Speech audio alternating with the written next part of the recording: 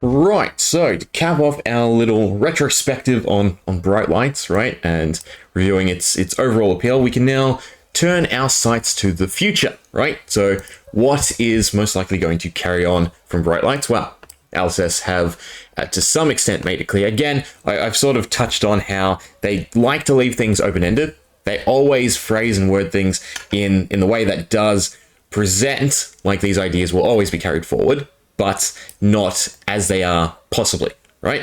So they might change up the crack shuffle play. They might change up the expansion slot, and it won't be a one-for-one. This is now the blueprint that we're going to use, and that's fine. But these are very vital features that I personally think should be carried on, right? The crack shuffle play to, again, incentivize boxes as you are to play with it, right? Again, trying to highlight more the playable side rather than the collectible side. While that was still there in the old limited fashion, it is definitely more accessible now through the crack shuffle play. If they refine it and sort of build up the format, again, it can only improve. And that is a wonderful thing to think about, right? Because again, we have Classic Constructed, by far the most growth, by far the most interest within the game, and obviously by far the most support. So if they actually not only implement these features to support the other aspects of play, but then also back it up with funding, right? Plain and simple, have proper incentive for those formats, we can see wonderful things as the Flesh and Blood community does expand, right? We all want, Commoner, because it's probably the most accessible format, and then we also want Blitz and all these other features to be highlighted to the same extent as Classic Constructed, and well, Crack Shuffle Play for me joins that, right? I'd like to see them have proper support for Crack Shuffle Play, right? The whole incentive, well, you all chip in whatever the cost of boxes, you get your packs, and you play with that as a limited format, right? Could be fun, could be interesting, rather than obviously it just being a big selling point for the pre-release, right? And then we have the expansion slot. Now, I do not like the 15 cards. I think that was a underestimation of the capability of the expansion slot. Again, I would rather it be somewhat similar to Dusk Till Dawn, and overall 15 cards at 1 in 15 is atrocious. I'm pretty sure if we look at the values of Bright Lights, because Bright Lights across the board has continued to sink, the expansion slot though is probably holding up. Let me check the Toome, most likely. Yep, as to be expected, Toome is the highest M of the set, followed by, what's next? Twin Drive. Actually, I think that's wrong, right? I feel like Already Dead is higher than Twin Drive, right? So Twin Drive is 21, although you shouldn't really use Market, you should use Previous Sale. Ooh, look at that. That's gonna sink a bit more if the Rainbow Fall went for 23. But where's Already Dead? Already Dead is 19 and 23. So they're about equivalent, but Toome is still rising, right?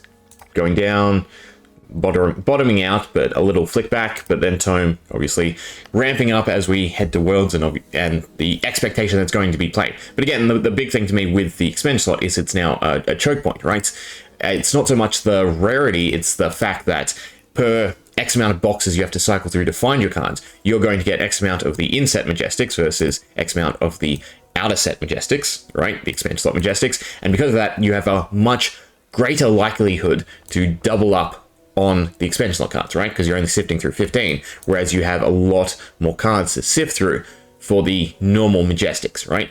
Meaning that, again, you're more likely to get your full sets, or easier, right? It's easier to get the full sets of the 46 Majestics than the 15.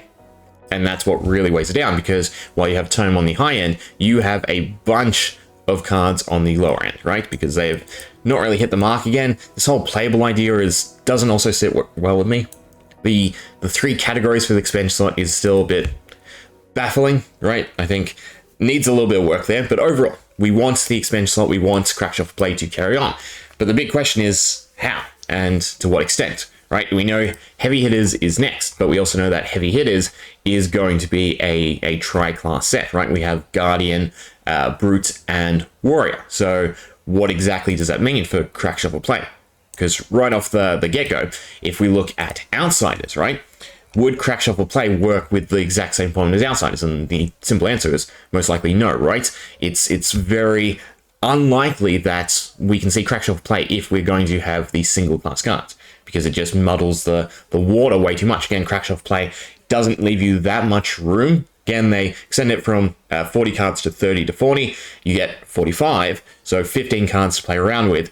if we don't have every card be at least a duel to try, right, then crack shuffle play won't work. So do we just not see crack shuffle play in heavy hitters, right? It'll all depend on what they end up going with. If they go with single class cards and combo class cards, duo class cards, however you want to phrase it, then we can't see crack shuffle play, so it just won't work unless they tweak the format, which would be weird after introducing it. And then even if we see combo class cards and then, you know, tri-class cards where we have it applicable to everyone, it still wouldn't work, right? It'd be better, it'd be much closer, but they'd still have to tweak it a lot, and the ratios would have to be quite great. And altogether, it would probably end up being just a 3-class heavy set, right? And that's sort of a weird premise to start bridging the gaps and having 3-class cards. Now, it's not unquestionable, right?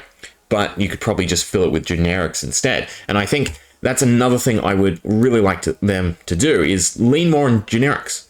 Generics are a great way to rise up the interconnectability of a set. Again, with bright lights, if we saw all the itemization stuff be catered towards generic rather than mechanologist, you'd still have the usefulness of being able to play the mechanologist well. No, you wouldn't, because boost and the whole way the boost works. But there was still, you know, a decent amount you could have moved over to the generic slot, and again had applicability between everyone within the community rather than just mechanologist. But yeah, heavy hitters with the 3 cards spoiled. We know it's class combos at the very least, but it's just the ratio, right? Is it single and duo or duo and tri? It's going to be interesting. And then in terms of the expansion slot, do they rope that in to a tri-class set, or is it something that is going to feature only in, you know, singular class sets? Is this the new go? Personally, I would like to see them, you know, shuffle back and forth between singular class sets and then the class combos. And altogether, again, I keep saying this, but I want smaller sets, right? If you really want to make Flesh and Blood work with the multitude of avenues to explore and expand upon, then you need quicker releases and more releases in a year, right? 4 a year is not going to cut it. Especially if, again, we're going to focus heavily. Now, it doesn't seem like much, but a drop down from 4 classes to 3 classes is still quite impactful, right? You go from 12 a year to 9 a year, which means that overall it's now taking 2 years to hit every single class from Classic Constructed, right? Rather than a year and a half. And that is a big difference, right? 6 months is a big difference, especially then you have to cycle back around. They want to introduce new classes, new subtypes, most likely. It's a bit iffy, right, whether or not they revisit talents, because talents were quite a weird thing, right? And it seems like class combos are the better avenue to explore because, again, it raises up that interconnectability between cards. But yeah, altogether, right, expansion slot. Ooh, would be an interesting thing to see in heavy hitters. Do we need those extra cards? No, again, the expansion slot is a good idea. In a singular class set, I can see its value. But at the same time, if all the expansion slot cards were generic, would they have a better impact? I would say yes, because then again, they're applicable to everyone. Now, obviously, you can't have the specific functionalities like the Toome or Already Dead or Shriek Razors, but you can do something to, again, upset the tournament scene. And imagine if they were generic cards that were specifically geared towards combating the top meta deck, right? Then they would have a much stronger impact than strengthening the decks that they are for. And we would see a lot more cards hit than the ones that obviously haven't done so well. I think Intoxicating Shot is probably the worst. Again, understands value, but again, is it worth giving your opponent that upside for this small amount of benefit? They're good concepts, but again, I think playing to their strength with the generic slot is something that I personally would like to see them do a lot more. So then, what do I think we will most likely see with heavy hitters? Well, we again already know it's the tri-class. I do think the expansion slot will play a role in the set. Again, if it's 15 cards again, or a smaller amount, or even slightly higher, it's highly manageable by LSS and doesn't have a huge impact. Then we also have the mentality with the 16 card packs, right? That's most likely going to carry on. But again, we do have that draft issue. But I think with the expansion slot, they'd still want it to be involved, and we also have a new wager mechanic. We most likely have a bunch of token generation because we already have the card revealed that is, if it wagers creates twice as many tokens. We already know that, you know, Warrior wants courage. We've got Vigor, we've got Might, we've got a lot of tokens that are very applicable to the thematics of heavy hitters and the arena, right? You've already got the 3 actual monetary tokens, so gold, silver, and copper. And then again, you have all the buffing tokens. So I can already think of 7 or 8 tokens that we'll probably see in heavy hitters. So having the 2 slots is probably most likely. 6 heroes. Now that's the big question. Do we see 6 heroes? I think not, right? I think 6 is a bit more difficult. Again, if we are trying to stick to crack shuffle play. The reason for that is just because of how apparent they would appear, right, within your token slots. Again, 3 packs, 2 tokens each, you get 6 tokens. Okay, you want a hero, you want a weapon, and then you want actual playable tokens. So then to throw in 6 heroes that you have to find is a bit disastrous, in my personal opinion. And for that reason, I do think we'd see, again, 3. So 1 for each Guardian, Brute, and Warrior, and then of course 3 adult versions, which most likely are still going to be relegated to the Majestic slot. Again, the whole understanding is they're not meant to take up the token slot, to make the token slot, again, more viable for crack shuffle play, despite our annoyance that, again, they're hard to find and Classic Constructed is by far the most popular format, so we want the adult heroes to play with. Now, the question a lot of people are thinking is, who appears, right? Do we see an adult version of KO? Do we see a adult version of Kasai? Do we see an adult version of, what's the brute? Velda, right?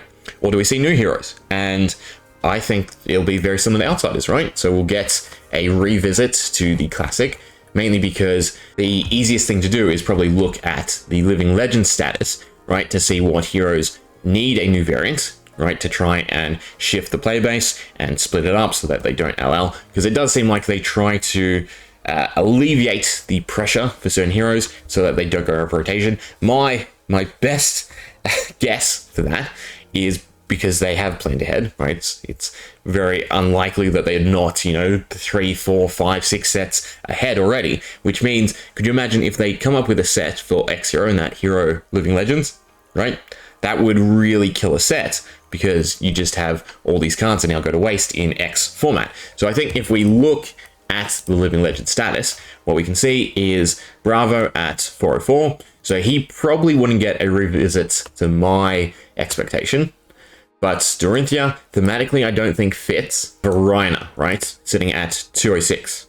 Most likely won't have an alternative version because, again, them putting Rhina back in the set is just going to up the chance to generate points and Living Legend, and it's not at the point where it's an issue to their set design. At least that's my crazy brain thinking and interpretation. So again, Bravo being double Rhina, and also thematically, possibly.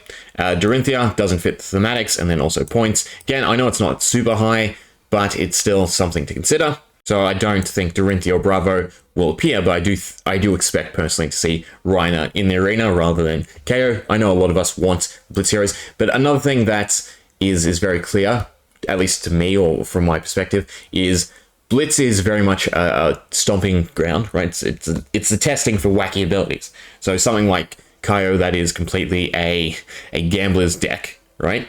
And just sporadic and randomness and fun when you high roll and gimmicky. I doubt we'd ever see that truly in Classic Constructed, right? Because again, they want the competitive scene to be strong. They don't want, a gimmick deck to suddenly upset everything, right? Because there's very little consistency to it, and that is troublesome from a onlooker perspective, right? So I don't expect Kaio to be in the set. I expect someone other than Bravo and Dorinthia, right? But I'll bet on Rhina appearing as the brutes, maybe Kasai as the warrior because it does fit the aesthetics, and her ability in itself, again, isn't as gimmicky as Kaio. But then for Guardian, I do expect someone new, someone who sort of fits the thematics. And personally, I'd love to see the elderly gentleman from the playmat that's been spoiled, right? I think he has a cool design, and I'd like to see that fleshed out more. But yeah, overall, I do expect for them to try and make Crack Shuffle play. I personally would be very disappointed if we go through this same cycle as what we've seen this year, where they implement these concepts and then they do nothing with them for a little while, right? They just continue to try whatever works, right? So this year personally has been a giant year of experimentation for Fab from my perspective, right? They've tried a lot of different things to see what works, and I do think Bright Lights is what works, right? So I'd like to hope that they do carry Crack Shuffle Play and the expansion slot forward. I do think that the expansion slot needs tweaking, and again, I'd like to see it have a bigger share of the set than 15 cards and a 1 in 15 rates. But Crack Shuffle Play is definitely the big question of how do you make it work in a class combo set? How do you get the ratios perfect so that you can actually draft with it in this new format, right? So that you have, again, at least 30 cards, right? I think that's probably the biggest reason for that rule change. But yeah, how do you make it consistent to have 30 cards and then also not disadvantageous, right? If someone high rolls and they can suddenly play all 40 cards, right? They only have 5 cards that are applicable. But even in 30 cards, right, you can only cut 15 cards. So even between 3 class combos means that 66% of your cards are going to fit. So that's right on that edge of 30. But then that's pretty close to cut it as well. So yeah, altogether, I do expect Crack Shuffle Play to be worked in somehow. I'm just very interested to see how. The expansion slot, I can see it not being featured in heavy hitters, but at the same time, I would expect it to feature more than the Crack Shuffle Play. Personally, would like to see it tweaked. Realistically, it's probably not. It's probably going to stay as a small volume of cards, just to sort of patch up areas of play that they think are necessary. And then, again, in terms of heroes, I don't expect to see 6. Again, just because of the token conundrum. Or even if it's 3 young and then 6 old, maybe. But then that's also a lot to introduce to Classic Constructed. Even if you go with 3 older heroes and then 3 newer heroes, right? Not age-wise. It's still a lot to introduce to Classic Constructed. Again, when we already have this plethora of heroes and sets cycling around and touching on everyone, right? Is definitely the hard conundrum to me, and they're sort of making it worse with their current design, because again, there is a lot of still horizontal growth even in card design rather than expanding upon what's already there, right? Half of Bright Lights is horizontal growth by way of evos, by way of new mechanics, and then we have a lot of cards that are also advancing the state of items for Mechnologists, but nothing else, right? So yeah, it is definitely a hard line for them to walk at only 4 releases. I do fully expect them to squeeze in maybe another release next year, right? Rather than sticking with 3 to 4, we go to 4 to 5 or 5 to 6. That's personally what I would like to see. Anyway, we will leave it there, right? Again, I very much enjoyed Bright Lights more than I expected, and I do hope that a lot of changes that they've made are a staple of sets going forward, and we're not still in this rut of trialing stuff, getting rid of it because they're already way ahead, and then we'll touch on it in a year or so when it's back to creating sets using this new blueprint. Anyway, hope you enjoyed. See ya.